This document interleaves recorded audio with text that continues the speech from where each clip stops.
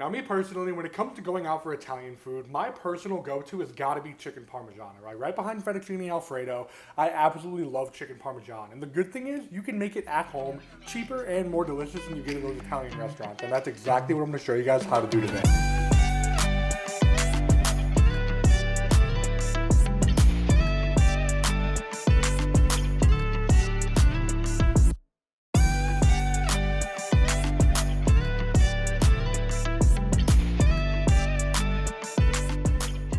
We're going to start this out with our sauce because that's what's going to take us the longest. Our sauce is going to start out with some high quality olive oil in a medium high heat pan. We're going to take 3 garlic cloves, cut off the ends, smash them softly to peel them before smacking them much harder to start our mince before running our knife through the garlic to get a fine mince. Make sure to keep your garlic moving to make sure that it doesn't burn before we go ahead and dice up 1/2 of a white onion. Now to cut a white onion, you want to go ahead and cut vertically, adding 1 cut down the middle, and then cutting against those original cuts to get a perfect dice every single time. Now make sure you're watching that garlic, and once it's nice and fragrant, we're ready to go ahead and add in our onion. So we're going to season those up with salt and pepper while we let those onions become translucent.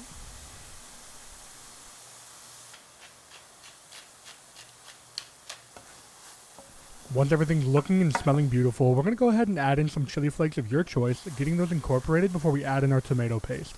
I like to use the tubes that you can reseal, that way you don't end up wasting anything like you do with those cans sometimes. But when using tomato paste, you want to go ahead and add a divot into your onions and garlic, add that tomato paste straight to the pan, and let that raw tomato paste cook out for 3 to 5 minutes. Now we're going to go ahead and deglaze the bottom of our pan with some white wine, but some water or chicken stock would work just fine as well. Right now, we're ready to add in 1 24-ounce can of tomatoes. These are Bianco di Napoli, which are actually not San Marzano. These are from California, but they're really delicious. These are whole, so we're going to have to smash them against the side of the pan, which can be messy sometimes if you're not careful, so I like to use our regular old potato masher. Once that's bubbling, we're going to add in about 2 tablespoons each of dried marjoram, dried parsley, and dried oregano, making sure all those herbs are nicely incorporated before adding in about a tablespoon's worth of a really nice balsamic vinegar. And just like that, our sauce is done, okay? We're going to turn down the heat and let it lightly simmer for however long you'd like. Mine went for about an hour. Next, we're going to go ahead and season up some water with a generous amount of salt before adding in your pasta of choice. This time, I'm going with penne pasta.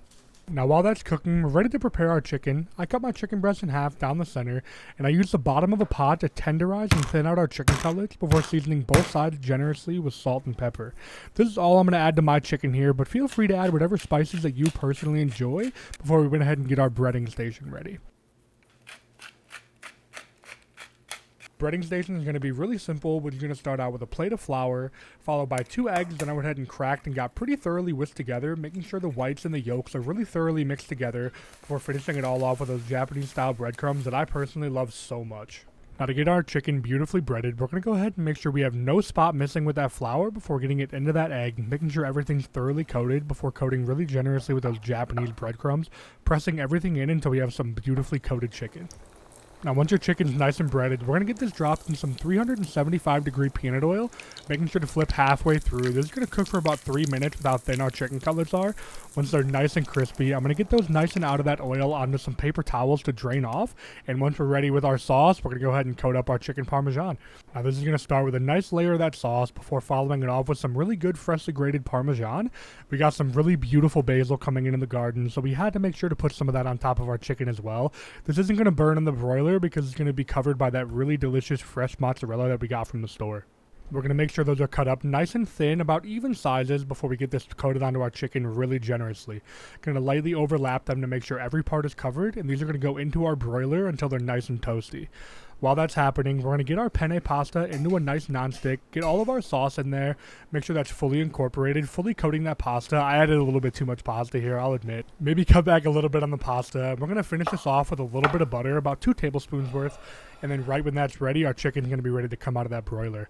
We're going to plate this up beautifully onto our plate. Make sure to clean it up for a little bit of presentation. You don't want any sauce on the rim of that plate. I forgot to chop up the rest of that basil from the garden for a little bit of garnish before topping up our bed of pasta with our beautiful chicken from the oven. Going to garnish this really nicely with that freshly chopped basil. The top end of this looked really nice, so I went ahead and threw this on there whole. And just like that, we have our chicken parmesan that we're ready to try out. Alright guys, you know the drill. Cheers everybody.